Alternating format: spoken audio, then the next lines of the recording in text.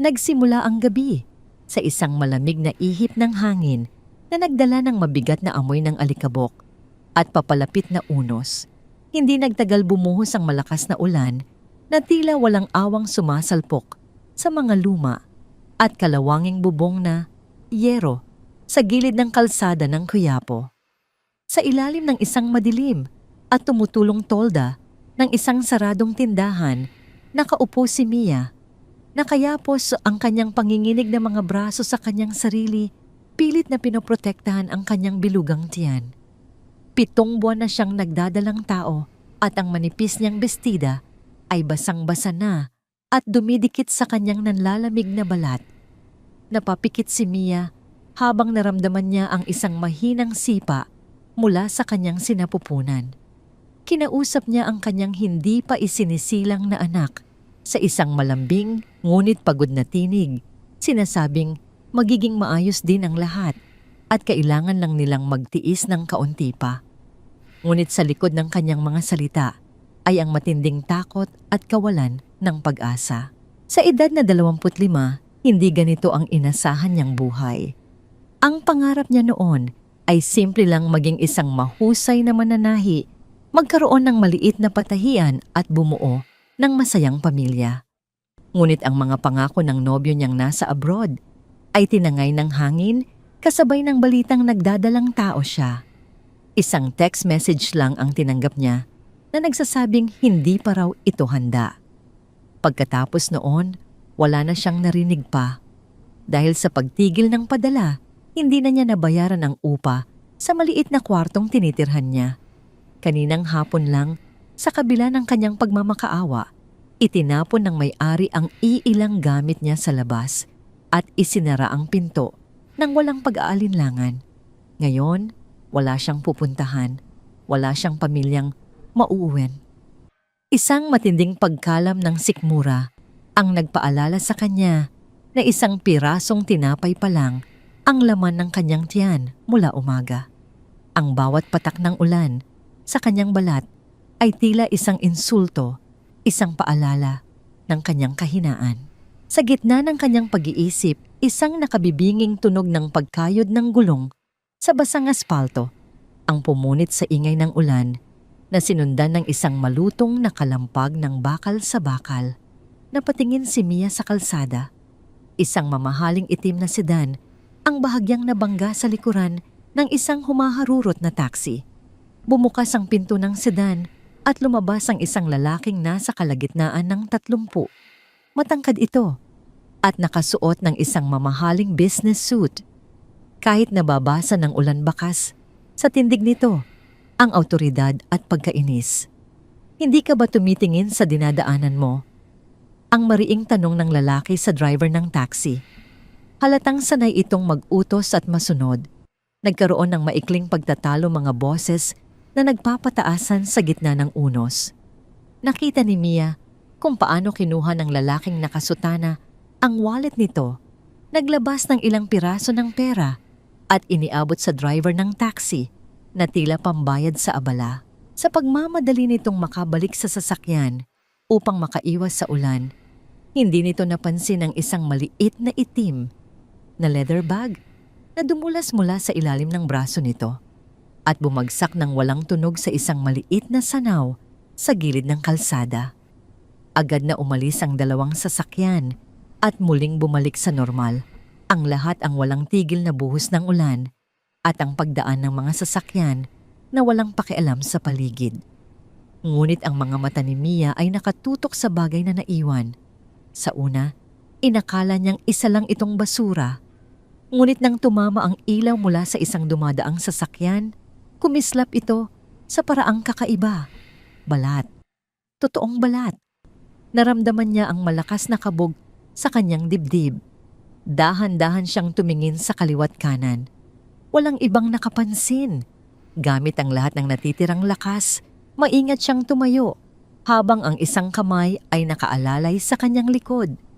Bawat hakbang papalapit sa kalsada ay isang pakikipaglaban sa pananakit ng kanyang katawan.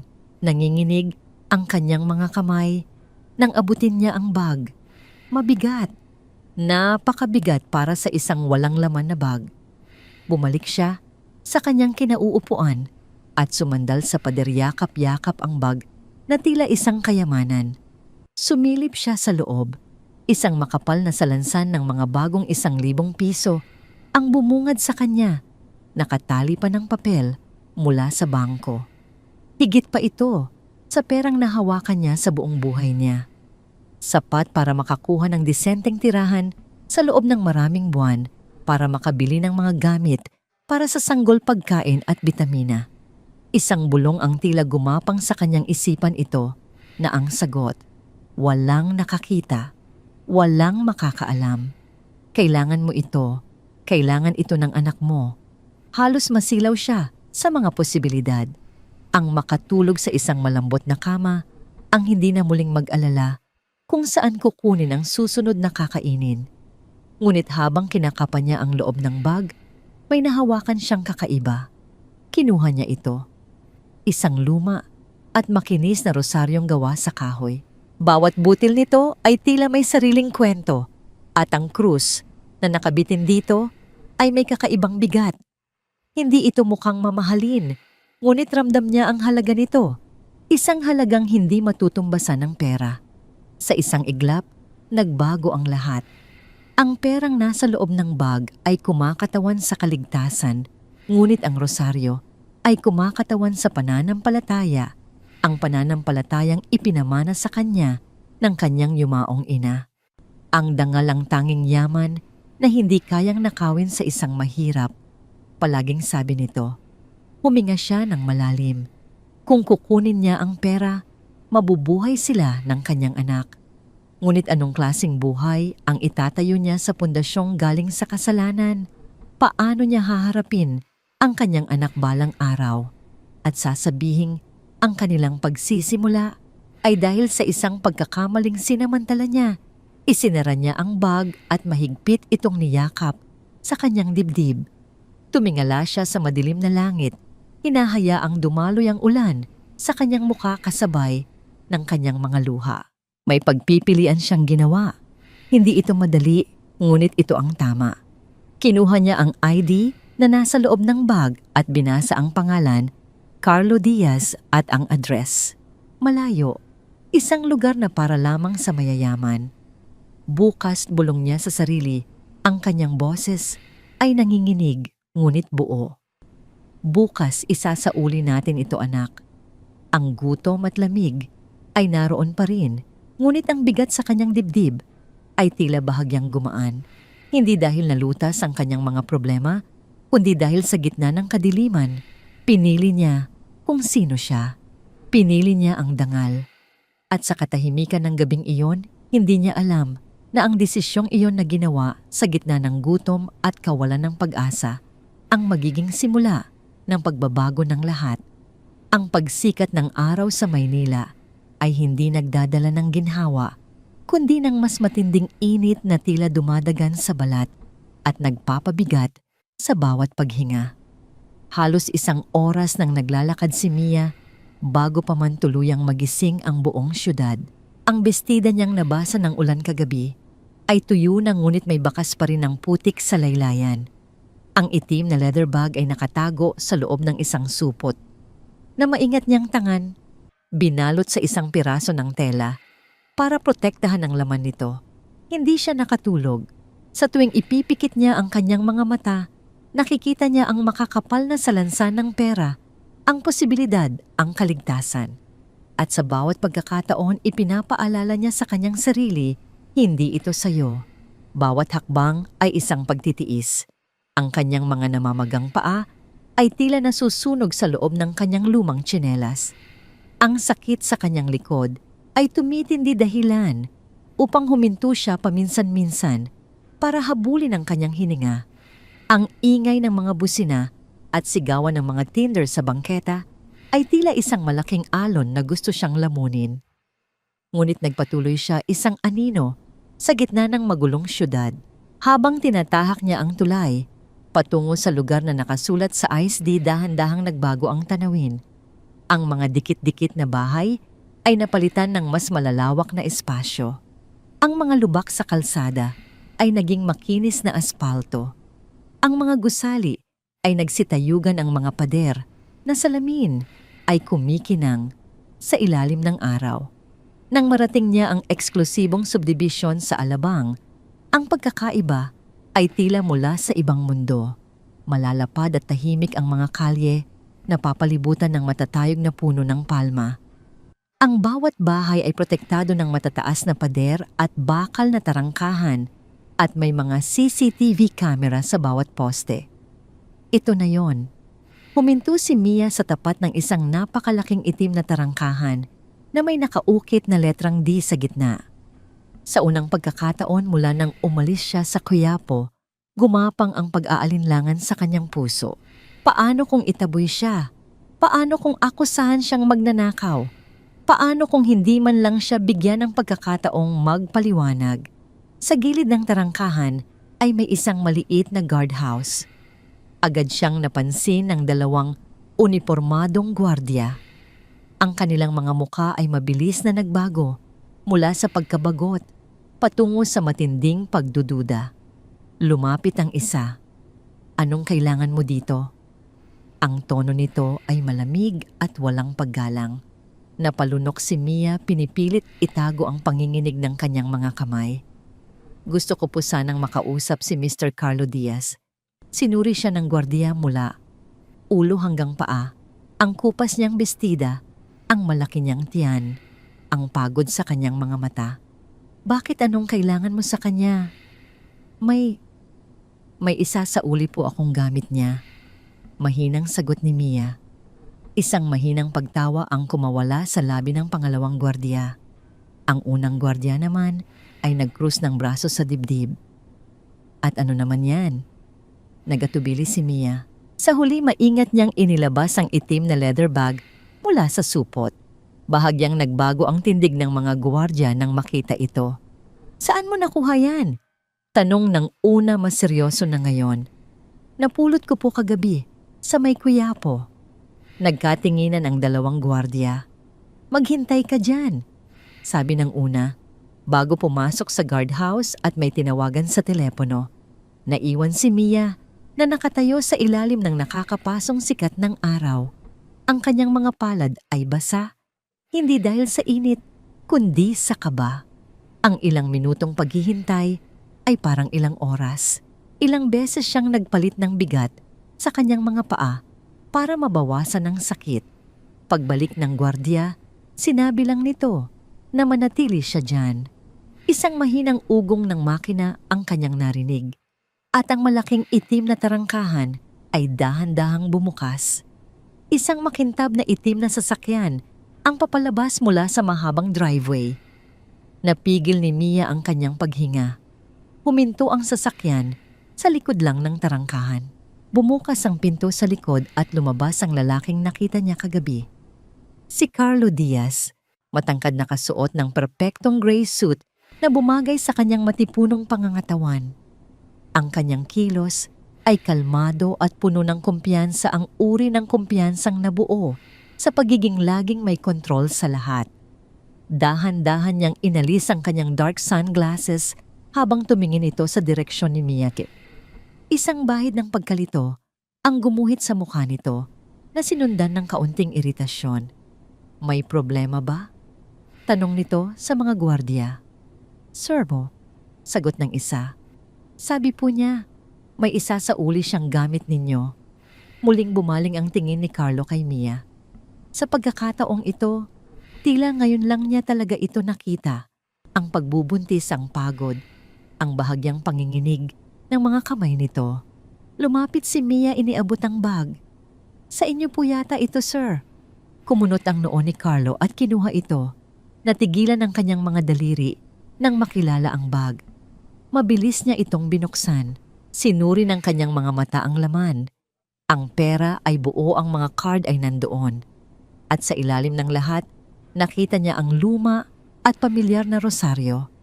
Isang matalas na paghinga ang kanyang pinakawalan. Napatingin siyang muli kay Mia, isang bagong uri ng tingin ang makikita sa kanyang mga mata. Saan mo ito nahanap? Sa gilid po ng kalsada, malapit sa simbahan ng Quiapo. Naalala niya, bumaba siya saglit ng sasakyan kagabi dahil sa banggaan. Siguradong doon niya ito naiwan. Wala kang kinuha. Umiling si Mia. Hindi po sa akin yan. Ang simpleng sagot nito ay tila tumusok sa kanya. Pinagmasdan niya ang mukha ni Mia, naghahanap ng anumang senyales ng pagsisinungaling. Wala siyang nakita, kundi isang tahimik na dignidad. Alam mo ba kung gaano kalaki ang halaga ng perang nasa loob nito? Tanong niya. Tumango si Mia. Opo. At isinauli mo pa rin. Saglit siyang nagatubili, hindi dahil nagsisisi siya, kundi dahil napapakakapersonal. Ipaliwanag ang tuksong kanyang naramdaman. Sabi po ng nanay ko, mahinang sabi niya, ang tanging yaman na tunay na pag-aari ng isang mahirap ay ang kanyang pangalan. Kung kukunin ko ang hindi sa akin pati yon, mawawala pa. Natahimik ang mga gwardya. Humigpit ang pagkakahawak ni Carlos sa bag. Sa mundo niya ang mga tao ay nagsisinungaling para sa mga kontrata, nagtatraydor para sa tubo. Ang integridad ay isang bagay na nabibili. Ngunit sa kanyang harapan isang babaeng buntis at walang tirahan ang pinili ang katapatan kaysa sa kaligtasan. May kung anong kumirot sa kanyang dibdib. Anong pangalan mo? Tanong niya. Mia po. Tumango siya ng dahan-dahan. Napansin niya ang pamumutla nito sa ilalim ng sikat ng araw. Gaano kakalayo naglakad? Mula pa po sa Quiapo. Bahagyang tumaas ang kilay ni Carlo. Hindi biro ang layo na yon para sa isang buntis. Pwede mo namang itago yan. Mahinang sabi niya. Naisip ko po'n pag-amin ni Mia. Pero hindi po ata ako patutulugin ng konsensya ko. Isang saglit na katahimikan ang namagitan sa kanila. Dumukot si Carlo sa bulsa ng kanyang suit at naglabas ng isang makapal na salansan ng pera. Tanggapin mo ito. Nanlaki ang mga mata ni Mia. Naku, hindi po. Ang salita ay mabilis na lumabas sa kanyang bibig. Pabuya yan. Hindi ko po isinauli yan para sa pabuya. Ang pagiging matatag sa boses ni Mia ay nagpagulat maging sa sarili niya. Tinitigan siya ni Carlo sinusubukang unawain. Buntis ka. Mahinang sabi ni Carlo. Kailangan mo ng tulong. Kailangan ko po ng trabaho. Malumanay na pagtatama ni Mia. Hindi po awa. May kung anong nag-react sa loob ni Carlo sa mga salitang yon. Dangal. Tibay ng loob. Paggalang sa sarili. Karamihan ng tao sa paligid niya ay nagmamakaawa. Siya tumatanggi sa tulong. Dahan-dahan niyang ibinaba ang pera. Maghintay ka dito, sabi niya. Tumalikod siya at bumalik sa kotse, malalim ang iniisip. Nagbago na ang tingin ng mga gwardya kay Mia. Mula sa pagdududa ay napalitan ng pagtataka. Pagkalipas ng 1 minuto, bumalik si Carlo. Wala na ang kanyang sunglasses at ang ekspresyon sa kanyang mukha ay mas malumanay na. Mia Kenin, sabi niya. Nakapagtrabaho ka na ba bilang mananahi? Napakurap si Mia. Opo, sir. Yun po ang dati kong trabaho. Ang pamilya ko ay may-ari ng isang maliit na patahian sa loob ng mansyon. Gumagawa kami ng mga damit pangkasal at barong. Kailangan namin ng karagdagang tauhan.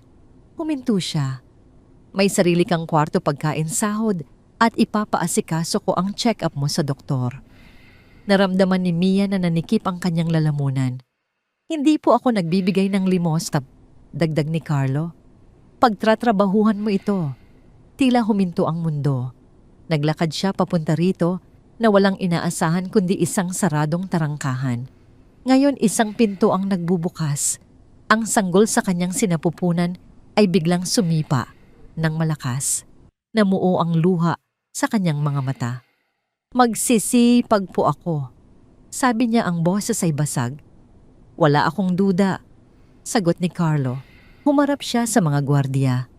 Buksan ninyo ang tarangkahan. Ang malaking itim na tarangkahan ay tuluyang bumukas.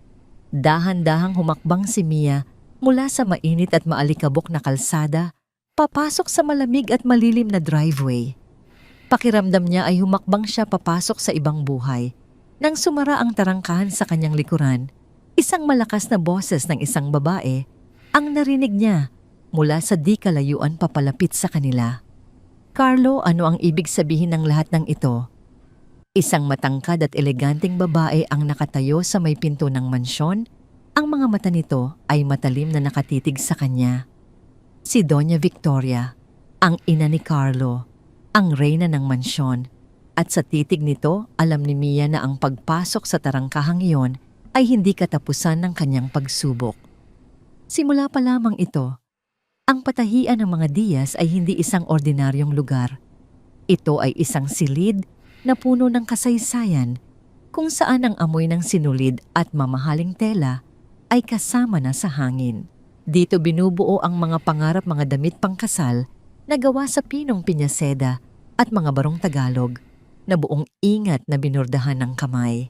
Dito nagsimulang magtrabaho si Mia at sa loob ng 1 linggo ang tahimik na sulok na ito ng mansyon ang naging kanyang kanlungan. Ang kanyang mga daliri na sanay sa karayom at sinulid ay mabilis na bumalik sa dati nitong galing. Bawat tahi niya ay pulido, bawat gupit ay perpekto. Ang ibang mga mananahi na sa unay may pagdududa ay hindi nagtagal at humanga sa kanyang dedikasyon. Napansin ito ni Carlo. Araw-araw, bumababa siya sa patahian. Sa una sinasabi niyang para lamang suriin ang mga proyekto, ngunit di nagtagal ang mga pagbisita niya ay laging nagtatapos sa tabi ng mesa ni Mia. Kinukumusta niya ito, tinatanong kung kumain na ba o kung kailangan nito ng kahit ano.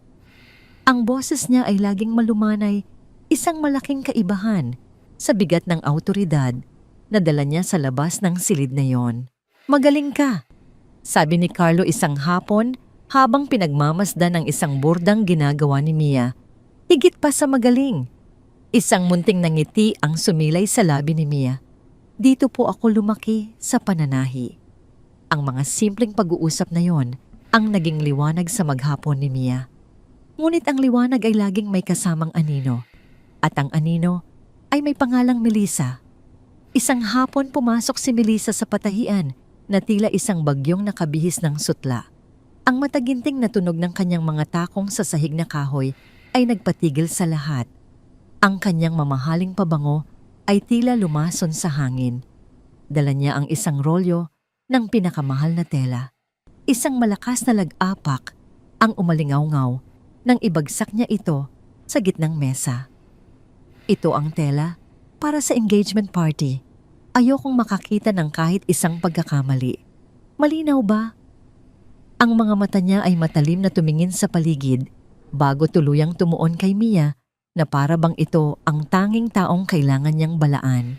Sa mga sumunod na araw, naging madalas ang pagdalaw ni Melissa at bawat pagdalaw ay may kasamang panunuri. Napansin niya ang pagbabago sa mga mata ni Carlo tuwing kausap nito si Mia.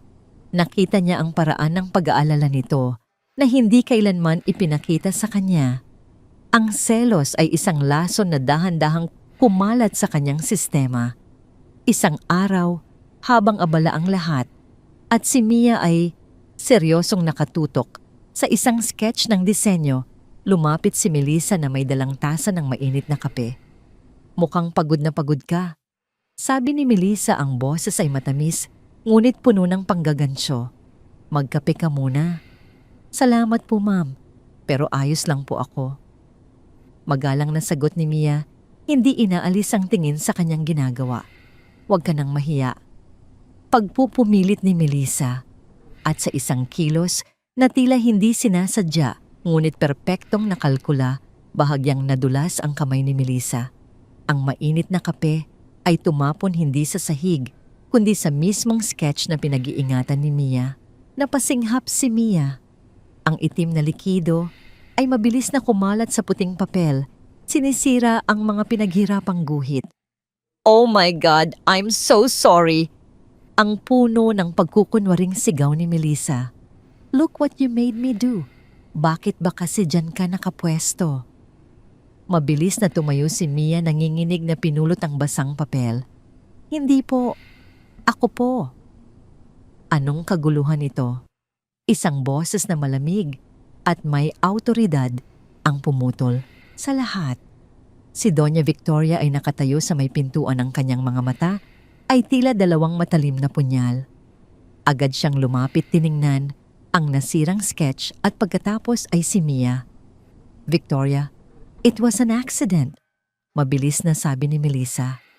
"This girl, she was so clumsy, hindi niya tiningnan ang dinadaanan ko." Hindi pinansin ni Doña Victoria ang paliwanag ni Melissa. Ang kanyang atensyon ay nakatuon lamang kay Mia. Ang titig niya ay puno ng pagkamuhi. Para sa kanya si Mia ay hindi isang empleyado, kundi isang dumi na pumasok sa kanyang malinis na pamamahay. "Anong ginawa mo?" mariing tanong ni Doña Victoria. "Wala po. Natapunan lang po." Sagot ni Mia, ang boses ay nanginginig. "Sumasagot ka pa," ang sabi ng matanda. Mas lalong tumalim ang boses. Tumingin siya sa sahig kung saan may mga tumulong kape. Dahil sa katangahan mo, nasira ang isang mahalagang disenyo. Tumingin siya kay Mia mula ulo hanggang paa. Marahil ay kailangan mong matuto ng leksyon sa paggalang at kung saan ka dapat lumugar. Nag-utos siya sa isa sa mga katulong na magdala ng basahan. Nang iabot ito kay Mia, sinabi ni Doña Victoria sa isang boses na halos pabulong ngunit dinig ng lahat, "Lumuhod ka at punasan mo yan." Natigilan ang buong silid. Maging si Melissa ay bahagyang nagulat sa utos. Ito ay hindi na lamang paglilinis, ito ay pagpapahiya. Nag-aalangan si Mia. Ang kanyang mga mata ay namumuo na sa luha. Ang pagluhod ay tila pagyuko, hindi lang sa sahig kundi sa kanilang pang-aapi. "Ano pang hinihintay mo?" giit ni Doña Victoria. Sa sandaling iyon, isang boses ang bumasag sa tensyon. "Itigil niyo yan." Lahat ay napalingon sa pintuan. Nakatayo roon si Carlo, ang kanyang mukha ay walang emosyon, ngunit ang kanyang mga mata ay nag-aalab sa galit. Naglakad siya papasok nilampasan ang kanyang ina at si Melissa at huminto sa harap ni Mia. Nakita niya ang basahan sa kamay nito, ang mga luhang nagbabadyang tumulo at ang kahihiyan sa mukha nito. Walang salitang lumabas sa bibig ni Carlo. Hinawakan niya ang kamay ni Mia at dahan-dahan, ngunit buong diin siyang itinayo. Ang pagkakahawak niya ay mahigpit, ngunit hindi masakit, isang pagkakahawak na nagsasabing, "Nandito ako." "Carlo, anong ginagawa mo?" Gulat na tanong ni Doña Victoria, hindi makapaniwala sa nakikita. "She is not a servant." Ang mariing sagot ni Melissa na tila binabawi ang sitwasyon. "She was just cleaning up her mess." Hindi sila pinansin ni Carlo. Ang kanyang mga mata ay nakatuon lamang kay Mia. "Ayos ka lang?" Mahinang tanong niya. Tumango lang si Mia, hindi makapagsalita dahil sa halo-halong emosyon. Sa wakas, binalingan ni Carlo ang kanyang ina at si Melissa. Isang malamig at mapanganib na tingin ang ipinukol niya sa kanila. Ang katahimikan sa loob ng silid ay mas mabigat kaysa sa anumang sigaw. Hawak pa rin niya ang kamay ni Mia. Sa susunod na may kahit sinong gumalaw sa kanya sa pamamahay na ito, sabi ni Carlo, ang boses ay mababa, ngunit puno ng pagbabanta. "Hindi lang ako ang makakalaban ninyo." Napatanga si Doña Victoria. Si Melissa naman ay namutla, ang kanyang tagumpay ay naging abo sa isang iglap. Sa harap ng lahat ng mananahi, sa gitna ng patahian na kaharian, dapat ng kanyang ina, pinili ni Carlo si Mia. At sa sandaling iyon, alam ng lahat na isang digmaan ang opisyal nang nagsimula. Sa loob ng mansyon, ang sala ng mansyon ng mga Diaz ay isang larawan ng perpektong karangyaan. Ang sahig na gawa sa Italianong marmol ay kumikinang sumasalamin sa liwanag mula sa isang higanteng chandelier na nakabitin sa mataas na kisame. Ngunit sa hapong iyon, ang karangyaan ay nababalot ng isang nakabibinging tensyon. "Pinapahiya mo ako, Carlo." Ang boses ni Melissa ay matinis at puno ng galit, umaalingaw-ngaw sa malawak na silid. "Sa harap ng nanay mo, sa harap ng mga mananahi, pinili mong ipagtanggol ang babaeng yon." Nakatayo si Carlo malapit sa bintana, nakatalikod sa kanya. Ang kanyang mga balikat ay matigas. Walang kinalaman sa iyo ang ginawa ko, Melissa. Mali ang ginawa nila. Mali. Humalakhak si Melissa, ngunit ang tunog ay walang saya. Ang mali ay ang pagdadala mo sa isang hampas lupang buntis sa pamamahay na ito. Hindi mo ba nakikita? Pinagtatawanan na tayo. Sinasabi nilang mas may oras ka pa para sa isang mananahi kaysa sa sarili mong fiancé. Humarap si Carlo at sa unang pagkakataon, nakita ni Melissa ang pagod at pagkasuklam sa mga mata nito. Wala akong pakialam sa sinasabi nila. Maring sabi niya, kung ang mas mahalaga sa'yo ay ang tinginin ng ibang tao kaysa sa tamang asal, baka ikaw ang may problema. Ang mga salitang yon ay tila isang sampal. Lumapit si Melissa, ang kanyang mga mata ay nagbabaga. Ang problemang ito, Carlo, ay nagsimula nang dumating siya. Itong engagement, itong pagsasanib ng mga kumpanya natin, pinaghirapan ito ng mga pamilya natin at sisirain mo ang lahat dahil lang sa awa mo sa babaeng yon. Hindi ito awa. Sumabog na ang boses ni Carlo. Ito ay tungkol sa pagiging tao. Isang bagay na tila nakakalimutan na natin sa loob ng mga pader na ito. Hindi na siya sumagot pa. Tumalikod si Carlo at mabilis na naglakad palabas. Iniwan si Melissa na nanginginig sa galit sa gitna ng perpektong sala. Bawat hakbang niya palayo ay isang pagtakas-pagtakas sa mga inaasahan sa mga kasinungalingan sa ginintuang kulungan na unti-unting sumasakal sa kanya. Nagdire-diretso siya sa hardin sa likod ng mansyon, isang lugar na bihirang puntahan ng iba. Dito ang ingay ng syudad ay napapalitan ng huni ng mga ibon at lagaslas ng tubig mula sa isang maliit na fountain. Kailangan niya ng hangin, kailangan niyang makahinga. At doon sa ilalim ng isang malaking puno ng mangga, nakita niya si Mia.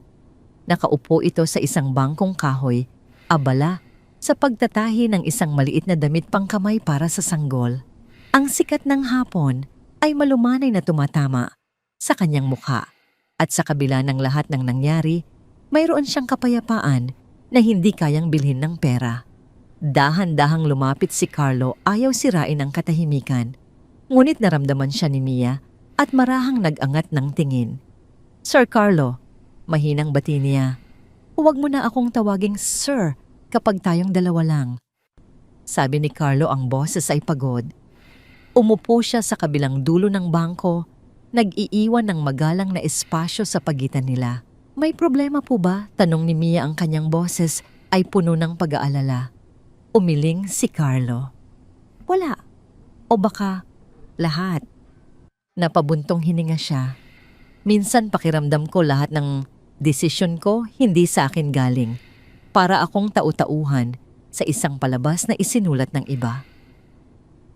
Itinigil ni Mia ang kanyang pagtatahi at tumingin sa malayo. Laki po ako sa konsepto ng utang na loob, Sir Carlo. Pagtatama niya sa sarili. Utang na loob. Sa mga tumulong sa'yo, utang na loob. Sa mga nagbigay sa'yo ng pagkakataon, mabuti po iyon. Pero minsan po nagagamit din iyon para itali ka. Para hindi ka na makaalis kahit nasasaktan ka na. Ang mga salita ni Mia ay tila isang susi na nagbukas ng isang bagay sa loob ni Carlo. Itali.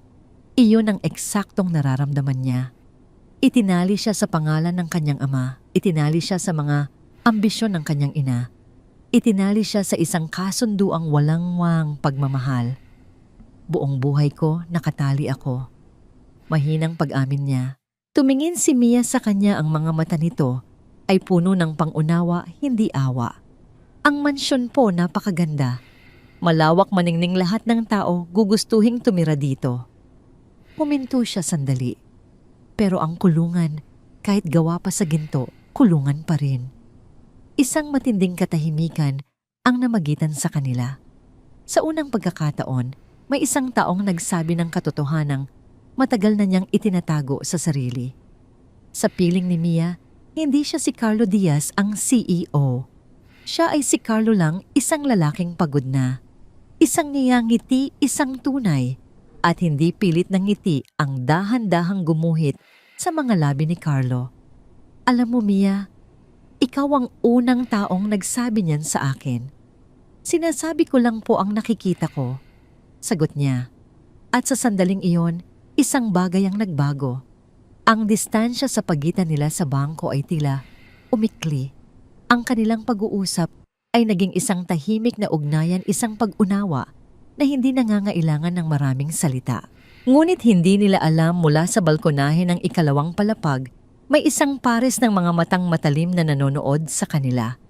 Nakatayo roon si Melissa, hawak ang isang kopita ng alak, ang kanyang mga daliri ay mahigpit na nakakapit dito. Nakikita niya ang lahat. Nakikita niya kung paano nagbago ang postura ni Carlo, kung paano ito naging relax. Nakikita niya ang paraan ng pakikinig nito, na tila bawat salita ni Mia ay mahalaga. At higit sa lahat, nakita niya ang nangiting iyon. Hindi iyon ang ngiti para sa mga kasosyo sa negosyo. Hindi iyon ang ang ngiti na ibinibigay niya sa harap ng kamera. Iyon ay isang nangiting totoo, isang nangiting hindi kailanman na ibigay ni Carlo para sa kanya. Isang malamig na pakiramdam ang gumapang sa kanyang buong katawan, mas malamig pa kaysa sa alak na kanyang iniinom. Naintindihan niya na ang kanyang kalaban ay hindi lang isang babae. Ang kalaban niya ay ang katotohanan, na dala nito isang katotohanang unti-unting nagpapalaya kay Carlo mula sa kanya. Itinaas ni Melissa ang kopita at dahan-dahang ininom ang laman. Ang kanyang mga mata ay nanatiling nakatutok sa hardin, hindi na nagpapakita ng galit, kundi ng isang malamig at mapanuring determinasyon. Kung hindi niya kayang talunin ang katotohanan, kailangan niya itong sirain. At sisimulan niya sa babaeng nagdala nito sa kanilang buhay. Ang kapayapaang nahanap ni Mia sa loob ng mansyon ay kasing rupok ng sinulid. Isang umaga, habang nag-aalmusal ang mga tauhan sa kusina, isang malakas at magulong boses ang bumasag sa kanilang katahimikan mula sa labas. Mia, alam kong nandyan ka. Mia, lumabas ka. Napatigil si Mia sa pagsubo. Kinilabutan siya. Ang boses na yon pamilyar, magaspang at laging may dalang gulo. Mabilis siyang tumayo at sumilip sa bintana. Sa labas ng tarangkahan, isang lalaki ang nagwawala, pinipigilan ng dalawang gwardiya. Si Dennis, ang pinsan niyang matagal na niyang iniiwasan. Nagsimulang bumilis ang tibok ng kanyang puso. Lumabas siya ng kusina at nagtungo sa may pinto, umaasang mapapakiusapan niya itong umalis bago pa may ibang makakita. Ngunit huli na ang lahat. Sa tuktok ng engrandeng hagdanan, nakatayo si Doña Victoria, nakapamewang ang muka. Ay isang maskara ng pagkadisgusto na tila nakakita ng ipis sa kanyang malinis na sahig. Anong eskandalo ito? Malamig na tanong ng matanda. Bumaba si Doña Victoria sa hagdanan. Ang bawat hakbang ay mabagal at may bigat. Nagtama ang kanilang mga mata at nakita ni Mia ang panunumbat. Pamilya mo ba yan? Hindi nakasagot si Mia. Ang hiya ay tila isang mainit na likidong umakyat sa kanyang mukha. Papuntahin mo siya sa likod. Utos ni Doña Victoria sa isang katulong. Ayokong madunggisan ang harapan ng pamamahay ko. Sa likod ng mansyon, malapit sa quarters ng mga katulong, hinarap ni Mia ang kanyang pinsan. Si Dennis ay payat, ang mga mata ay laging ligalig at amoy alak kahit umaga pa lang. Anong ginagawa mo dito, Dennis? Nanginginig na tanong ni Mia. Aba Mia, ang galing mo naman. Sabi ni Dennis, ang nangiti ay hindi umabot sa kanyang mga mata. Nakatira ka na pala sa palasyo. Samantalang ako naghihirap. Hindi mo man lang ba ako tutulungan? Pamilya mo pa rin ako. Wala akong pera. Mahinang sagot ni Mia, kahit alam niyang hindi iyon ang gustong marinig ni Dennis. Humalakhak si Dennis. Huwag mo akong lokohin. Nakikita ko ang suot mo. Nakakakain ka ng masarap. Bigyan mo ako ng 10,000 para sa panggamot lang daw ni Tia. Isang kasinungalingan na palagi niyang ginagamit. Wala nga akong ganoon kalaking halaga. Pagmamakaawa ni Mia. Para sa panganganak ko ang ipon ko. Nagbago ang mukha ni Dennis. Nawala ang pagkukunwaring ngiti at napalitan ng isang masamang tingin. Ayaw mong magbigay? Sige. Baka mas gusto mong malaman ng mga amo mo na ang kinupkop pala nilang anghel ay may sungay. Baka gusto nilang marinig na ang tatay ng dinadala mo ay iniwan ka dahil sa ibang lalaki. Isang masakit na kasinungalingan na idinagdag niya para saktan ito. O baka naman sabihin kong may tinangay kang alahas sa dati mong pinapasukan kaya ka tumakbo dito. Namilog ang mga mata ni Mia. Hindi siya makapaniwala sa naririnig niya. Paano mo nagagawa sa akin ito? Magpinsan tayo. Ang pagiging magpinsan may presyo. Sagot ni Dennis, iniabot ang kanyang palad. Magbabayad ka o mag-iingay ako. Sa likod ng isang halaman, tahimik na nakikinig si Doña Victoria. Isang munting ng ngiti ng tagumpay ang sumilay sa kanyang mga labi. Ito na ang pagkakataon niya. Ito ang armas na kailangan niya para palayasin si Mia nang hindi si Carlo ang magagalit sa kanya. Lumabas siya mula sa kanyang pinagtataguan. Mukhang may problema dito. Sabi niya, ang boses ay kalmado, ngunit puno ng kahulugan. Nagulat si Dennis at Mia. Naglakad si Doña Victoria, palapit, ang tingin ay diretso kay Mia. Narinig ko ang lahat. Tumingin siya kay Dennis. Magkano ang kailangan mo para manahimik at hindi na bumalik dito? Agad na lumiwanag ang mukha ni Dennis. 20,000 po, ma'am, para po sa... Hindi ko kailangan ng kwento mo. Putol ni Doña Victoria. Dumukot siya ng isang makapal na sobre mula sa bulsa ng kanyang damit at iniabot ito. Kunin mo yan. At wag na huwag ko nang makikita ang pagmumukha mo sa lugar na ito. Kinuha ni Dennis ang pera. Mabilis itong binilang at nagmamadaling umalis na tila takot na mabawi pa ito. Nang silang dalawa na lang, ang natira, muling hinarap ni Doña Victoria si Mia. Ang kanyang mukha ay hindi na nagpapakita ng galit, kundi ng isang malamig na pagwawagi. Nakita mo na, sabi niya. Dala-dala mo ang putik ng pinanggalingan mo at ayokong madamay ang pamilya ko dyan. Tumingin siya sa malaking tiyan ni Mia. Ang kahihiya na yan, turo niya, ay sayo lang. Hindi mo ito dapat idinadamay sa amin. Hindi po totoo ang mga sinabi niya. Umiiyak na, sabi ni Mia. Hindi na mahalaga kung ano ang totoo. Sagot ng matanda. Ang mahalaga ay ang dungis na maaaring idikit nito sa pangalan ng mga Diaz. Iempake mo na ang mga gamit mo. Bibigyan kita ng pera sapat para mabuhay ka hanggang sa makapanganak ka. Pagkatapos umalis ka na at wag nang babalik. Sa sandaling iyon, gumuho ang mundo ni Mia.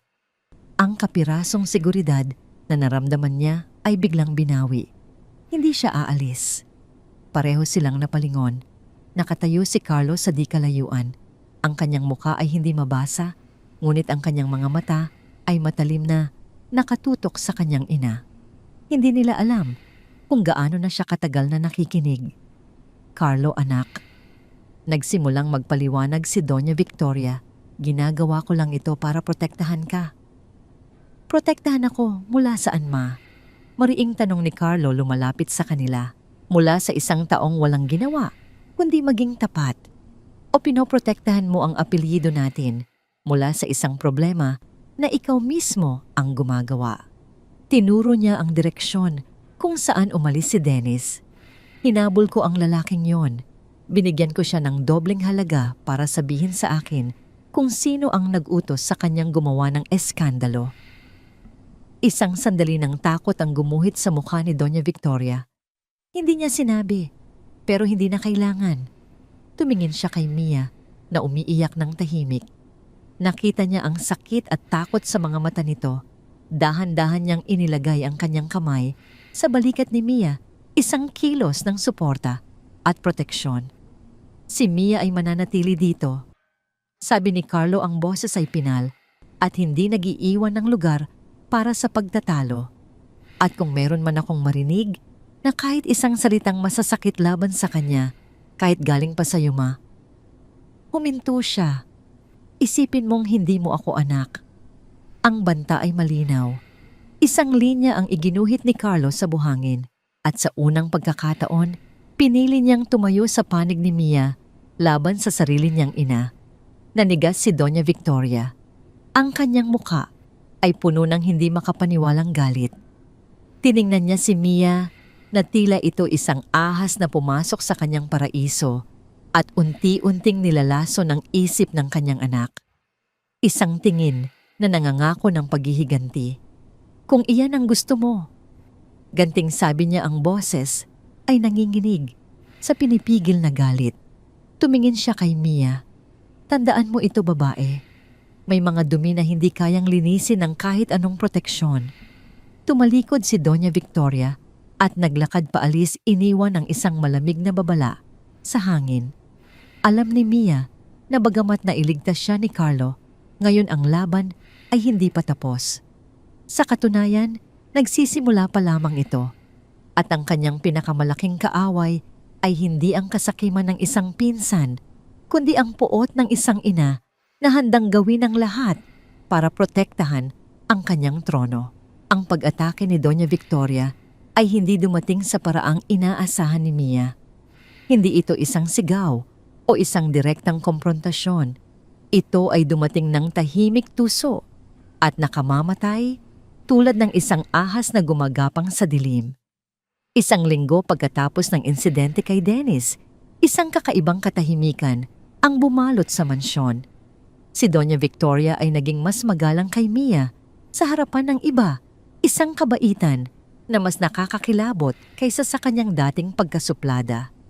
Si Melissa naman ay panay ang dalaw, laging may dalang matamis na ngiti at mga mamahaling regalo para kay Doña Victoria.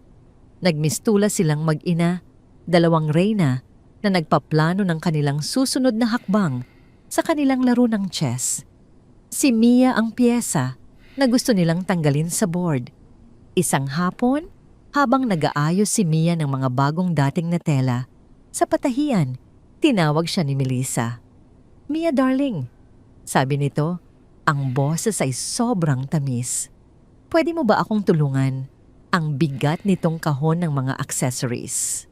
Pakidala naman sa kwarto ko." Nag-alangan si Mia. "Pero ma'am, bawal po akong magbuhat ng mabigat." "Huwag kang mag-alala. Hindi naman ito ganoon kabigat."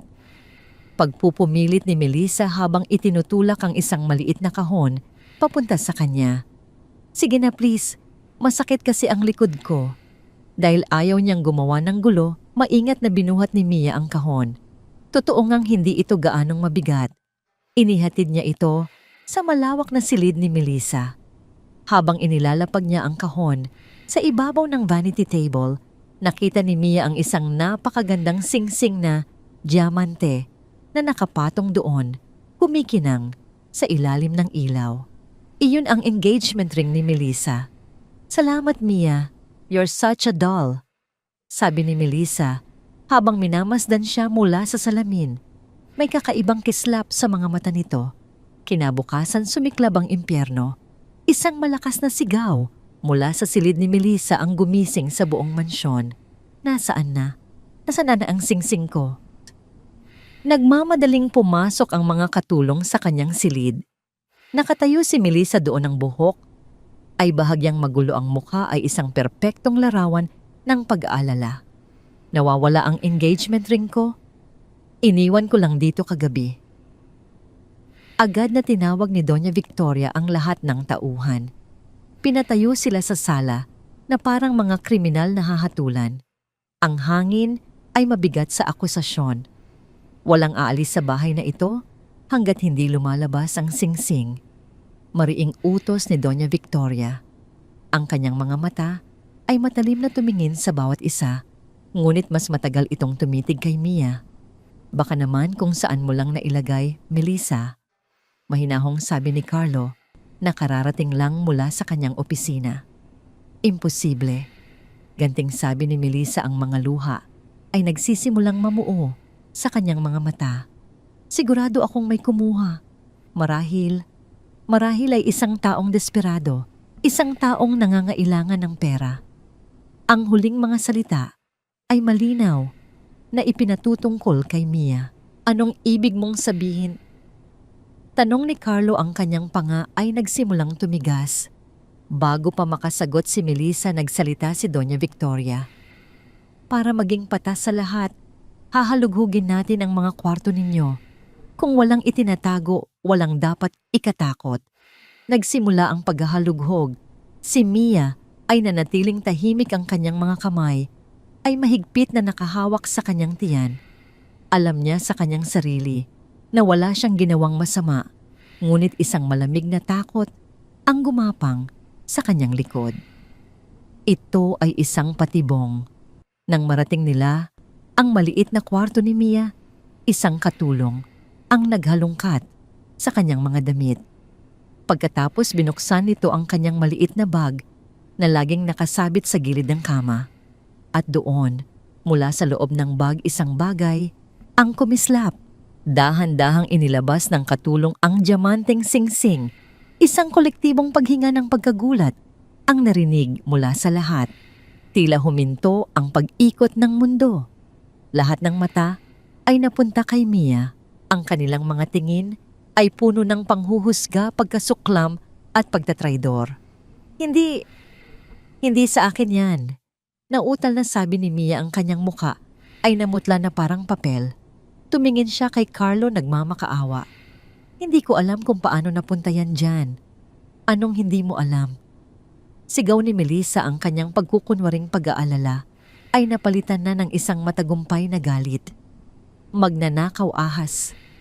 Kapinatuloy ka sa pamamahay na ito, binigyan ng trabaho, tapos ito ang isusukli mo. Tumahimik ka, Melissa. Malamig na sabi ni Carlo. Hindi niya tinitingnan si Melissa. Ang kanyang mga mata ay nakatutok lamang kay Mia, sinusubukang basahin ang katotohanan. Ano, Carlo? Ipagtatanggol mo pa rin ba siya? Hamon ni Doña Victoria. Nandyan na ang ebidensya. Tumawag na kayo ng pulisi. 2 pulis ang dumating makalipas ang ilang minuto, tila handa na para sa eksena. Ito ay isang perpektong isinaplanong dula. Habang kinakausap ng mga pulis si Melissa, na natiling nakatayo si Mia, hindi makagalaw, tila isang estatwa ng kawalan ng pag-asa. Ang mga pangarap niya, ang kapirasong seguridad na kanyang nahanap, ay guguho na. Ngunit si Carlo ay hindi kumikibo.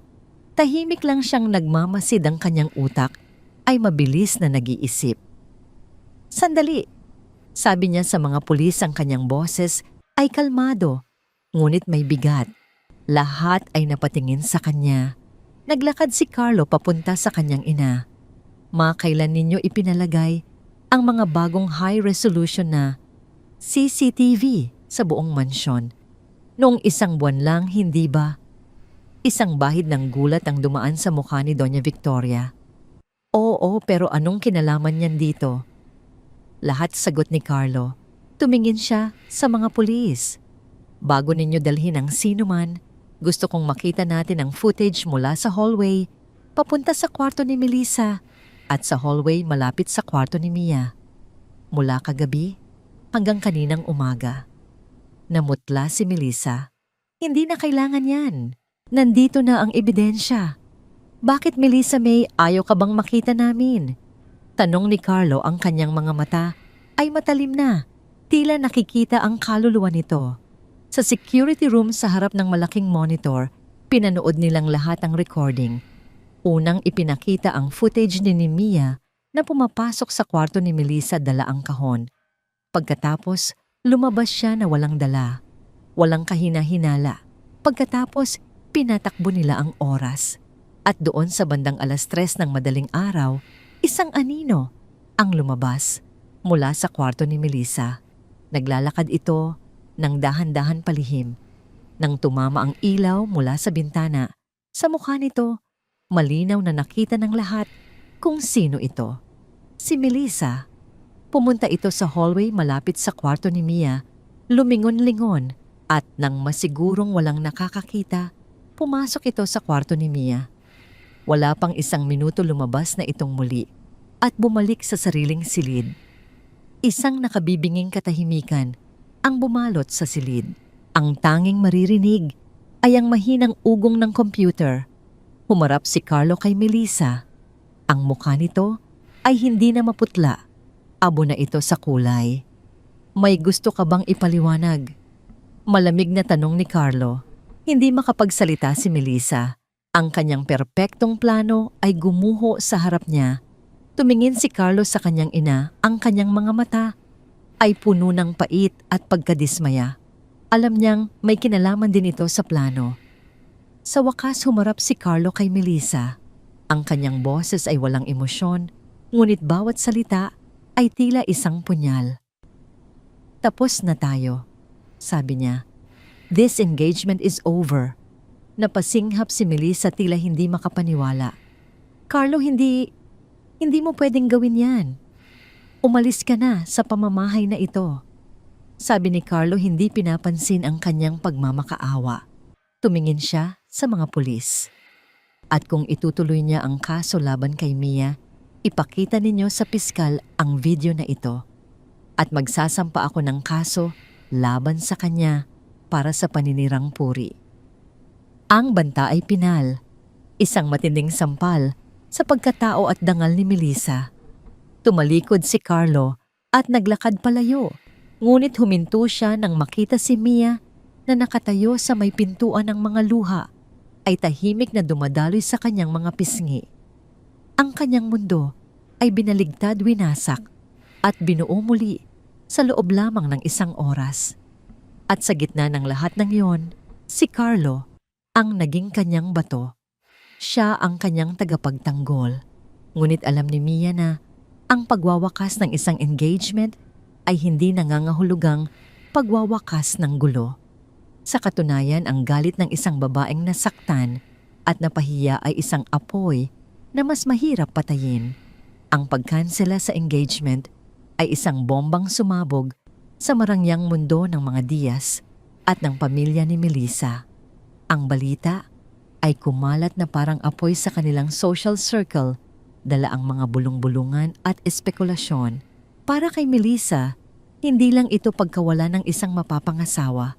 Ito ay isang pampublikong kahihiyan na sumira sa kanyang imahe bilang perpektong socialite.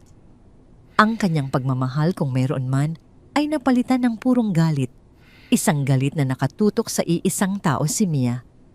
Ilang gabi pagkatapos ng insidente, habang ang buong mansyon ay tahimik na, isang malakas na tunog ng nabasag na bote ang gumambala sa katahimikan mula sa hardin. Sinundan ito ng magulo at pasigaw na boses ni Melissa. Carlo, lumabas ka dyan. Mag-usap tayo. Lasing siya. Nagawa niyang lampasan ang mga gwardiya sa pamamagitan ng pagmamakaawa at pag-iyak, isang desperadong hakbang na hindi niya kailanman gagawin kung nasa tamang pag-iisip. Narinig ni Mia ang kaguluhan mula sa kanyang kwarto na malapit sa hardin. Sumilip siya sa bintana at nakita si Melissa na hindi makatayo ng diretso, hawak ang isang bote ng alak. Bumaba si Carlo kasama si Doña Victoria, parehong mukhang nag-aalala at naiirita. Umuwi ka na, Melissa, mariing sabi ni Carlo. Lasing ka. Lasing ako dahil sa'yo, sigaw ni Melissa. Dahil sa babaeng yan, sinira ninyo ang buhay ko. Habang nagaganap ang komprontasyon sa labas, naramdaman ni Mia na kailangan niyang lumayo. Ang gulo ay dahil sa kanya. Dahan-dahan siyang lumabas ng kanyang kwarto, nagbabalak na pumunta sa patahian kung saan siya makakapag-isip ng mag-isa. Ngunit habang naglalakad siya sa tahimik na hallway, hindi niya namalaya na nakapasok na pala si Melissa sa loob ng mansyon. Saan ka pupunta magnanakaw? Natigilan si Mia. Sa likod niya nakatayo si Melissa, ang mga mata ay namumula sa galit at alak, ang buhok ay bahagyang magulo. Ang eleganteng socialite ay naglaho na. Ang nasa harap niya ngayon ay isang babaeng nasasaktan at puno ng puot. Ma'am Melissa, pakiusap po. Huwag mo akong tawaging ma'am. Putol ni Melissa lumalapit sa kanya. Masaya ka na. Masaya ka na. Nawala na kami. Ito ba ang plano mo? Simula pa lang. Ang akitin siya, ang sirain kami. Wala po akong ginagawang masama. Mahinang sagot ni Mia umaatras. Sinungaling, isang malutong at malakas na sampal ang dumapo sa pisngi ni Mia. Napakabilis ng pangyayari. Natulala si Mia ang pisngi niya ay agad na namula at kumirot. Ang lakas ng sampal ay nagpaatras sa kanya ng ilang hakbang. Inagaw mo siya sa akin, sigaw ni Melissa.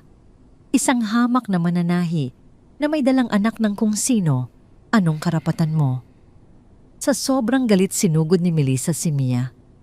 Hinablot niya ang buhok nito, pilit na inuyugyog.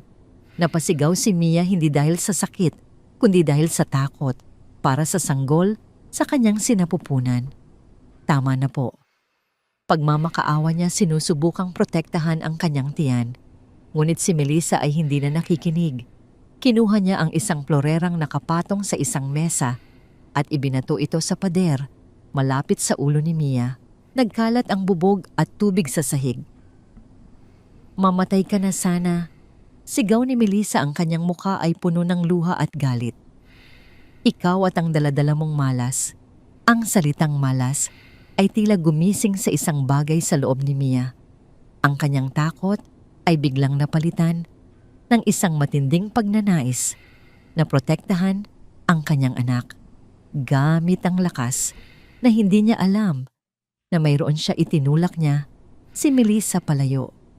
Huwag mong idamay ang anak ko. Mariing sabi ni Mia, ang kanyang boses ay nanginginig, ngunit puno ng determinasyon. Nawalan ng balanse si Melissa at bumagsak ito sa sahig sa gitna ng mga basag na bubog. Sa sandaling iyon, dumating si Carlo na naalarma sa ingay. Ang nakita niya ay isang eksena ng kaguluhan, si Melissa na nakaupo sa sahig at umiiyak at si Mia na nakatayo nanginginig. Ang isang kamay ay mahigpit na nakahawak sa kanyang tiyan na tila ito ang tanging bagay na nagpapatatag sa kanya. Ano ang nangyayari dito? Carlo, yun umiiyak na, sabi ni Melissa itinuturo si Mia. Sinaktan niya ako, tinulak niya ako. Hindi pinansin ni Carlo si Melissa. Ang kanyang mga mata ay nakatuon lamang kay Mia. Nakita niya ang pulang marka ng sampal sa pisngi nito, ang takot sa mga mata nito, at ang mga bubog sa paligid. Mabilis niyang pinagtagpi-tagpi ang mga nangyari. Naglakad siya palapit kay Mia, hinawakan ito sa mga balikat. Nasaktan ka ba? Ayos ka lang ba? Umiling si Mia, hindi makapagsalita. Huminga ng malalim si Carlo, sinusubukang kontrolin ang galit na kumukulo sa loob niya. Humarap siya kay Melissa na ngayon ay tinutulungang tumayo ng kanyang ina. Umalis ka na, sabi ni Carlo sa isang boses na napakalamig at pinal. At wag na wag ka nang babalik sa pamamahay na ito.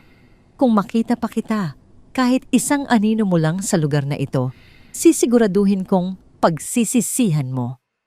Itinayo niya si Mia at dahan-dahan itong inalalayan palayo sa gulo. Dinala niya ito sa maliit na klinika sa loob ng mansyon. Tahimik niyang kinuha ang first aid kit at dahan-dahang nilagyan ng malamig na panyo ang namamagang pisngi ni Mia. Habang ginagamot niya ito, walang nagsasalita sa kanila. Ang tanging maririnig ay ang panginginig na paghinga ni Mia. Nang matapos si Carlo, hindi niya binitiwan ang panyo. Nanatili siyang nakaluhod sa harap nito, ang kanyang mga mata ay nakatitig sa sahig. Patawarin mo ako, mahinang sabi niya, ang boses ay basag. Nag-angat ng tingin si Mia, naguguluhan. Para saan? Dahil sa gulong ito, dahil sa panganib na dinala ko sa buhay mo, sabi ni Carlo. Sa wakas, tumingin siya sa mga mata ni Mia. Ang kanyang sariling mga mata ay puno ng sakit at pagsisisi. Hindi kita pinoprotektahan dahil sa utang na loob, Mia, o dahil sa obligasyon. Huminga siya ng malalim, tila inilalabas ang isang katotohanang matagal na niyang itinatago. Pinoprotektahan kita. Pagpapatuloy niya, ang boses ay naging bulong. Dahil hindi ko na alam kung paano mabuhay nang wala ka. Natigilan si Mia. Ang mga salitang yon ay hindi niya inaasahan. Ito ay isang pag-amin, isang hilaw, hindi pinaghandaan at totoong pag-amin. Sa gitna ng kaguluhan ng basag na plorera at masasakit na salita, isang hangganan ang nasira.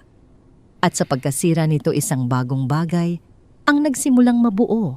Sa pagitan nila isang bagay na mas malakas pa kaysa sa galit ni Melissa o sa pagtutol ni Doña Victoria. Ito ay isang damdamin na pareho nilang kinatatakutan, ngunit hindi na nila kayang itago pa.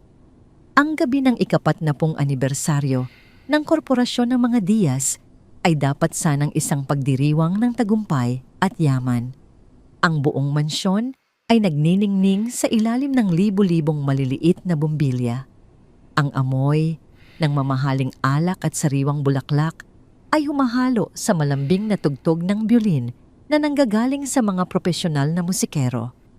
Ang mga piling panauhin mga negosyante politiko at mga kilalang tao sa lipunan ay naroon lahat ay nakasuot ng kanilang pinakamagarang kasuotan. Si Mia ay pinakiusapan ni Doña Victoria na tumulong sa itaas na palapag sa pag-aayos ng mga huling detalye para sa mga VIP na panauhin. 8 buwan na ang kanyang tiyan at bawat kilos niya ay may kasamang bigat at pag-iingat. Nakasuot siya ng isang simpleng asul na maternity gown na pinagawa ni Carlo para sa kanya. Kahit simple lutang na lutang ang kanyang likas na ganda at ang ningning sa kanyang mga mata na dala ng pag-asang ibinigay ni Carlo. Sa kabilang banda si Carlo ay abala sa pakikipag-usap sa mga kasosyo sa negosyo, ngunit ang kanyang mga mata ay madalas na sumusul. Sa itaas, hinahanap si Mia. Gayunpaman, ang gabi ay hindi magiging payapa. Sa kabila ng mahigpit na bilin ni Carlo, nagawa ni Doña Victoria na palihim na imbitahan si Melissa. Para sa matanda ang anibersaryo ay ang perpektong pagkakataon para ituwid ang pagkakamali ng kanyang anak at ibalik ang dangal ng pamilya sa pamamagitan ng muling paglalapit kay Carlo at Melissa. Dumating si Melissa na tila isang naglalakad na apoy sa kanyang matingkad na pulang bestida. Ang kanyang mukha ay isang perpektong maskara ng ganda, ngunit sa likod ng kanyang mga mata ay nananahan ng isang madilim na pagnanasa para sa paghihiganti. Pagod na siya sa pagiging talunan. Pagod na siyang ituring na opsyon lamang. Habang nagpapatuloy ang kasiyahan sa ibaba, nagtungo si Mia sa dulo ng malawak na pasilyo, malapit sa tuktok ng engrandeng hagdan ng marmol. Huminto siya sandali para hawakan ang kanyang likod na kumikirot na sa pagod. Sa sandaling iyon, narinig niya ang tunog ng matutulis na takong na mabilis na lumalapit sa kanya. Napakalakas ng loob mong magpakita dito. Napatigil si Mia. Humarap siya at nakita si Melissa na nakatayo. Ilang hakbang lang ang layo mula sa kanya. Ang amoy ng alak ay malakas na nanggagaling sa hininga nito at ang kanyang mga mata ay tila dalawang nagbabagang uling. "Ma'am Melissa, tapos na po ang usapan natin," mahinahong sabi ni Mia bagamat nagsisimulang bumilis ang kabog ng kanyang dibdib. "Hayaan niyo na po kaming mamuhay ng tahimik." Tahimik. Isang mapait na tawa ang kumawala sa mga labi ni Melissa. "Sinira mo ang pangalan ko. Pinahiya mo ako sa lahat. At ngayon, gusto mong maging reyna sa pamamahay na ito. Isang hamak na mananahi na nakuha lang sa kalsada." "Hindi ko po ginusto ang anuman sa mga ito," sagot ni Mia sinusubukang umiwas at maglakad palayo. Ngunit mabilis na hinarang ni Melissa ang kanyang daan. Hinawakan niya ng mahigpit ang braso ni Mia, ang kanyang mga kuko ay tila ba gustong bumaon sa balat nito. "Huwag mo akong talikuran. Hindi pa ako tapos sa'yo." Sa ibaba napansin ni Carlo ang tensyon sa itaas na palapag. Nakita niya ang pulang bestida ni Melissa at ang asul na gown ni Mia sa tabi ng hagdanan. Ang kanyang puso ay tila tumigil sa pagtibok. "Mia," sigaw niya habang nagsimulang tumakbo patungo sa hagdanan. Ngunit huli na ang lahat. Sa itaas ang pagtatalo ay nauwi sa pisikal na giit. Pilit na binabawi ni Mia ang kanyang braso habang ang kabilang kamay niya ay protektadong nakayakap sa kanyang tiyan. "Bitiwan niyo po ako, pagmamakaawa ni Mia. Dapat sa'yo mawala na." Ang huling sigaw ni Melissa. Sa gitna ng kanyang pagkabulag sa galit, itinulak niya ng buong lakas si Mia. Tila huminto ang takbo ng oras. Nawalan ng balanse si Mia. Ang kanyang paa ay nadulas sa madulas na marmol ng unang baitang. Ang kanyang kamay ay pilit na kumakapa sa hawakan ng hagdanan, ngunit wala itong nahawakan, kundi hangin. Isang matinding takot ang rumehistro sa kanyang mukha bago siya tuluyang nahulog ng patiwarik. Isang serye ng malalakas na kalabog ang umalingaw-ngaw sa buong mansyon habang ang katawan ni Mia ay tumatama sa bawat baitang ng matitigas na marmol. Ang bawat pagkakataon na tumatama ang kanyang balikat, balakang at ulo ay nagdudulot ng isang tunog na tila nababaling kahoy. Isang mahaba at matinis na tili ang pinakawalan ni Mia, isang tili ng purong sakit at takot para sa kanyang anak. Bago ito, biglang naputol ng marating niya ang pinakailalim. Katahimikan. Isang nakabibinging katahimikan ang bumalot sa buong mansyon. Ang mga musikero ay huminto. Ang mga panauhin ay tila naging mga estatwa. Nakabulagta si Mia sa sahig na marmol, hindi gumagalaw. Ang kanyang asul na gown ay unti-unting nababahiran ng matingkad na pulang dugo na nagmumula sa kanyang ulo at sa pagitan ng kanyang mga binti. Ang kanyang isang kamay ay nananatiling nakapatong sa kanyang tiyan, isang huling kilos ng pagprotekta sa kanyang sanggol. "Mia!" Ang sigaw ni Carlo ay pumunit sa katahimikan, isang boses na puno ng matinding pagdurusa. Mabilis siyang lumuhod sa tabi ni Mia, nanginginig ang mga kamay na hindi malaman kung saan ito hahawak. "Mia, gumising ka. Pakiusap. Huwag mo akong iwan." Sa tuktok ng hagdanan, na natiling nakatayo si Melissa, hinihingal ang kanyang mga mata ay dilat sa gulat at takot nang ma-realize ang kanyang ginawa. Sa tabi niya, si Doña Victoria ay napahawak sa kanyang dibdib, namumutla at hindi makapagsalita. Tumingala si Carlo. Ang kanyang mga mata, na dati ay puno ng kalmado, ay nag-aapoy na ngayon sa isang galit na hindi pa nakikita ng sinuman. Ang kanyang buong katawan ay nanginginig sa puot. "Kayong dalawa," sabi ni Carlo. Ang kanyang boses ay mababa, ngunit puno ng panganib, na tila isang kumukulong bulkan. "Kung mamatay ang mag-ina ko, sisiguraduhin kong wala sa inyong matitira. Isusumpa ninyo ang araw na ipinanganak kayo." Humarap si Carlo sa kanyang mga tauhan na nakatulala pa rin. "Tumawag kayo ng ambulansya." Ngayon din, pasigaw niyang utos ang boses ay nanginginig sa pagitan ng galit at iyak. Dahan-dahang binuhat ni Carlo ang duguang katawan ni Mia, hindi na hinihintay ang tulong. Ang kanyang mga kamay ay puno na ng dugo, ngunit tila wala siyang pakialam. Bawat hakbang niya palabas ng mansyon ay may kasamang panata, na kapag nalampasan nila ito, hinding-hindi na niya hahayaang may humipo pa sa dulo ng buhok ni Mia. Habang umaalingaw-ngaw ang tunog ng papalapit na ambulansya mula sa labas, ang mansyon, na dati ay simbolo ng yaman, ay naging isang madilim na saksi sa isang krimen ng inggit. At sa gitna ng lahat ng iyon, ang buhay ni Mia at ng kanyang anak ay nakabitin sa isang napakatipis na sinulid, habang ang anino ng kamatayan ay dahan-dahang bumabalot sa kanila. Ang ospital ay isang lugar na walang pinipiling antas ng buhay. Sa ilalim ng mga puti at matingkad na ilaw ng pasilyo, ang bawat segundo ay tila isang taon. Ang amoy ng gamot at kemikal ay humahalo sa malamig na hangin ng aircon na nagbibigay ng isang pakiramdam ng kawalan ng kasiguraduhan. Nakatayo si Carlos sa labas ng emergency room. Ang kanyang puting polo ay puno ng mga tuyong mantsa ng dugo ni Mia, isang matingkad na paalala ng trahedyang kapapangyari pa lamang. Ang kanyang mga kamay ay nanginginig at ang kanyang mga mata ay nakatitig sa kawalan. Hindi siya umalis, Hindi siya naupo at hindi siya kumain. Para sa kanya ang bawat sandaling wala siya sa tabi ng pintuan na yon ay isang pagkakataon na baka mawala sa kanya ang lahat. Dumating si Doña Victoria makalipas ang isang oras. Ang kanyang mukha ay balisa, ngunit hindi dahil sa pag-aalala kay Mia. Ang kanyang mga mata ay panay ang sulyap sa paligid, tila natatakot na may makakilala sa kanya at magsimula ng usap-usapan.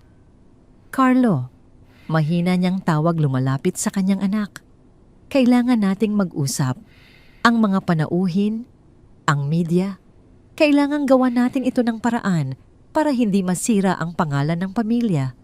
Dahan-dahang lumingon si Carlo. Ang kanyang tingin ay napakalamig na tila ba tinitingnan niya ang isang estranghero. Ang pangalan ng pamilya, iyan pa rin ba ang iniisip mo, ma? Habang ang mag-ina ko ay nag-agaw buhay sa loob dahil sa inyo. Hindi ko naman ginustong mangyari ito. Depensa ni Doña Victoria, ang kanyang boses ay nanginginig sa pagitan ng takot at pagmamataas. Kasalanan ni Melissa, siya ang nagtulak. Dapat ay ayusin natin ang testimonya mo para hindi madamay ang kumpanya. Isang mapait na ngiti ang gumuhit sa mga labi ni Carlo. Wala na akong pakialam sa kumpanya at wala na rin akong pakialam sa pangalang Diaz. Lumapit siya ng isang hakbang sa kanyang ina. Ang kanyang boses ay naging isang mababang bulong na puno ng panganib. Tumawag na ako sa mga abogado ko at tumawag na rin ako sa pulis. Ibinigay ko na ang lahat ng CCTV footage. Sinabi ko na ang lahat ng nakita ko. Nanlaki ang mga mata ni Doña Victoria. Anong ginawa mo? Carlo, isipin mo ang iyong utang na loob. Ako ang nagpalaki sa'yo. Ako ang nagbigay sa'yo ng lahat. Ang utang na loob ko sa'yo ay natapos na nung hinayaan mong saktan nila ang taong mahal ko. Mariing sagot ni Carlo. Mula sa sandaling ito, hindi mo na ako anak. Huwag mo na akong tatawagan at huwag mo na akong lalapitan.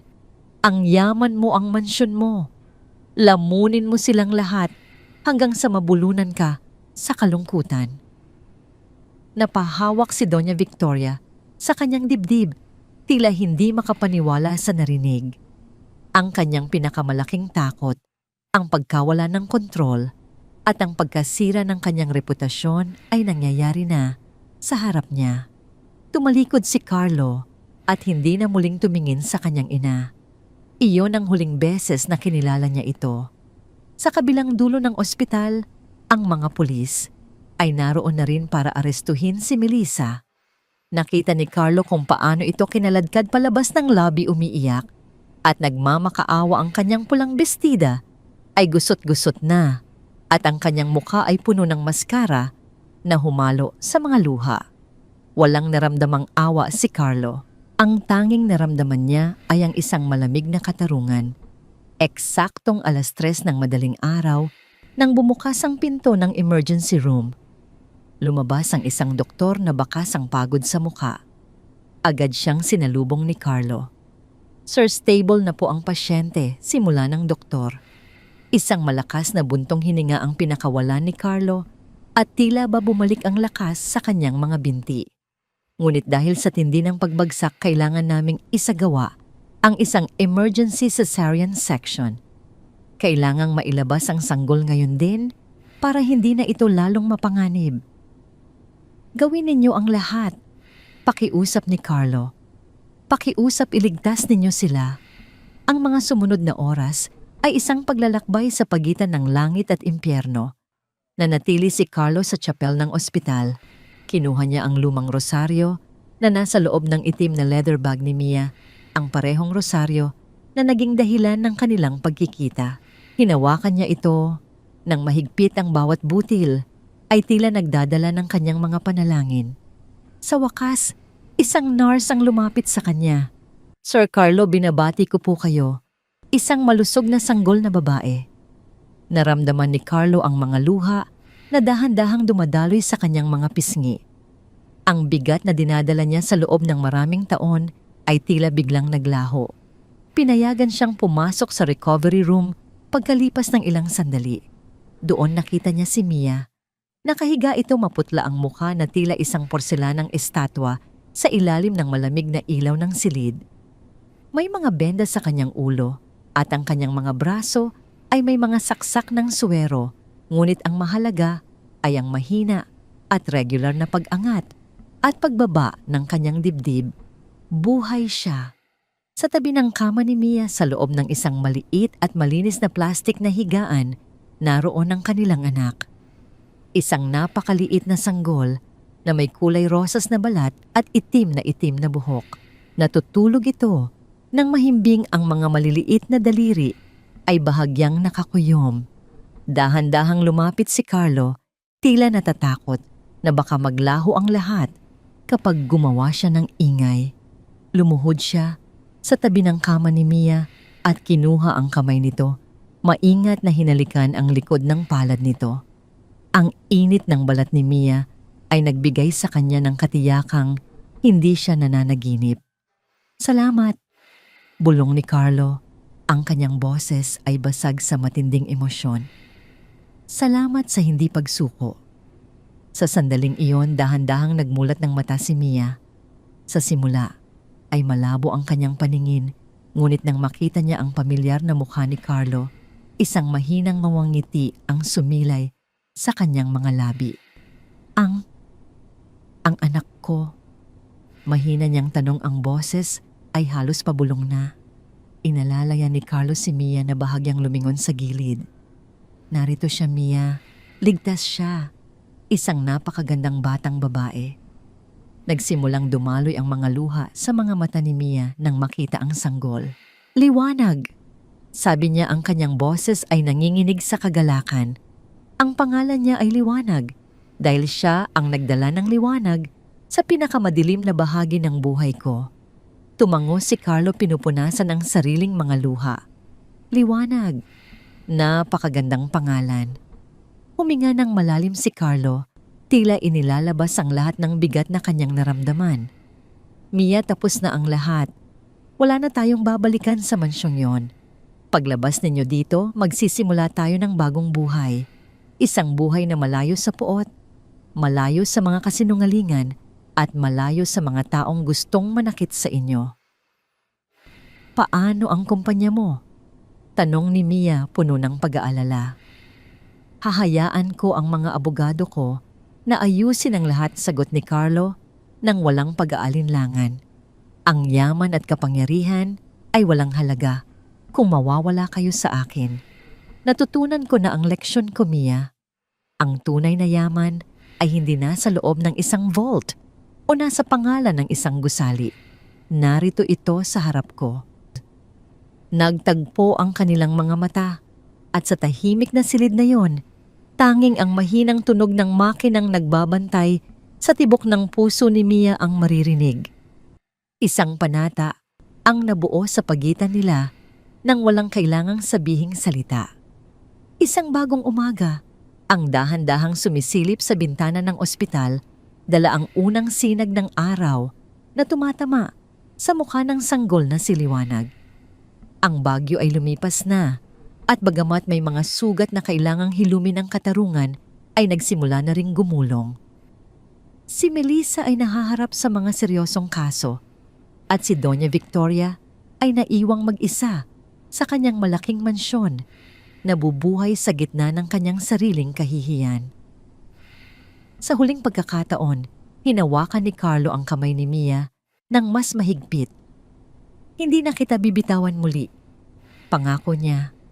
At sa pagkakataong ito, alam ni Mia na ito ay isang katotohanang panghahawakan nila habang buhay.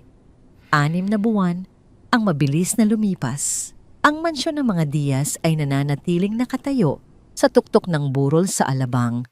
Ngunit para kay Carlo, ang gusaling iyon ay isa na lamang alaala ng isang buhay na puno ng pagkukunwari. Ang tunay niyang tahanan ay matatagpuan na ngayon sa isang tahimik at payapang subdibisyon sa labas ng syudad. Hindi ito kasing laki ng dati niyang tinitirhan, ngunit ang bawat sulok nito ay puno ng init at pagmamahal. Isang hapon, habang ang sikat ng araw ay dahan-dahang nagiging kulay kahel Sa abot tanaw nakaupo si Mia sa isang duyan sa kanilang maliit na hardin. Sa kanyang kandungan ay mahimbing na natutulog si Liwanag. Ang sanggol ay malusog at may mga pisnging kasing pula ng rosas. Ang mga sugat ni Mia mula sa trahedya sa hagdanan ay naghilom na bagamat may manipis na pilat sa kanyang noo na nagsisilbing paalala ng kanyang katatagan. Narinig ni Mia ang tunog ng pagbukas ng gate at ang marahang paghinto ng sasakyan ni Carlo. Hindi na ito ang mamahaling Rolls-Royce na dati niyang ginagamit. Ito ay isang simpleng sedan na mas praktikal para sa kanilang bagong buhay. Lumabas si Carlo mula sa sasakyan, hinubad ang kanyang coat at agad na lumapit sa kanyang mag-ina. Ang kanyang mukha na dati ay laging balisa at matigas ay bakas na ngayon ang tunay na kapayapaan. Pagod ka ba? Mahinang tanong ni Mia habang lumalapit si Carlo para halikan ang kanyang noo at ang maliit na kamay ni Liwanag. Mapapagod lang ako kung wala akong uuwian na ganito. Sagot ni Carlo, isang matamis na ngangiti ang gumuhit sa kanyang mga labi. Umupo si Carlo sa tabi ni Mia. Nag-uusap sila tungkol sa mga simpleng bagay, ang unang pag-atungal ni Liwanag, kaninang umaga, ang bagong disenyong tinatahi ni Mia para sa kanilang maliit na patahian at ang mga plano nila sa darating na Pasko.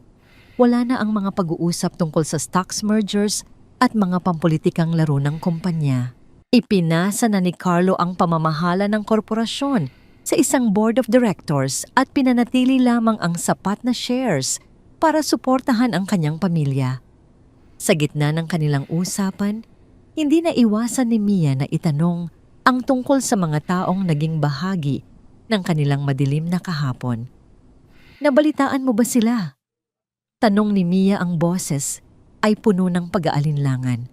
Huminga ng malalim si Carlo. Si Melissa ay napatunayang may sala sa pagtatangkang pananakit at paninirang puri. Dahil sa impluwensya ng kanyang pamilya, nabawasan ang kanyang sentensya, ngunit ang kanyang reputasyon ay tuluyan ng gumuho. Wala nang gustong makisama sa kanya sa lipunan. Namumuhay siya ngayon sa loob ng isang pasilidad para sa rehabilitasyon, malayo sa lahat. Huminto sandali si Carlo bago ipinagpatuloy. At si Mama? Nananatili siya sa mansyon. Ngunit ayon kay Mrs. Lawson, ang bahay ay naging napakatahimik. Wala nang dumadalaw sa kanya. Ang lahat ng kanyang yaman at karangyaan ay walang silbi dahil wala siyang makausap. Ang mansyon na dati niyang ipinagmamalaki ay naging sarili niyang kulungan. Isang sandali ng katahimikan ang namagitan sa kanila. Walang naramdamang katuwaan si Mia sa sinapit ng dalawa, kundi isang malalim na pagkatanto na ang bawat maling gawa ay may kaakibat na paniningil. Ang katarungan ay hindi laging dumarating sa paraang madugo. Kung minsan ito ay dumarating sa anyo ng kalungkutan at pag-iisa. Tumayo si Carlo at lumuhod sa harap ni Mia, hawak ang kanyang mga kamay. Inilabas niya ang isang maliit na pelus na kahon. Nang buksan niya ito, isang simpleng singsing na may maliit, ngunit kumikinang na bato ang bumungad kay Mia. Mia! Simula ni Carlo, ang kanyang boses ay nanginginig sa matinding emosyon. Nagkita tayo sa ilalim ng ulan, sa gitna ng iyong pinakamahirap na sandali. Isinauli mo ang aking wallet dahil sa iyong dangal, ngunit ang hindi mo alam, ibinigay mo rin sa akin ang pagkakataong maging isang mabuting tao muli. Tumitig si Carlo sa mga mata ni Mia na ngayon ay puno na ng luha ng kagalakan. Hindi kita pinoprotektahan dahil kailangan mo ako.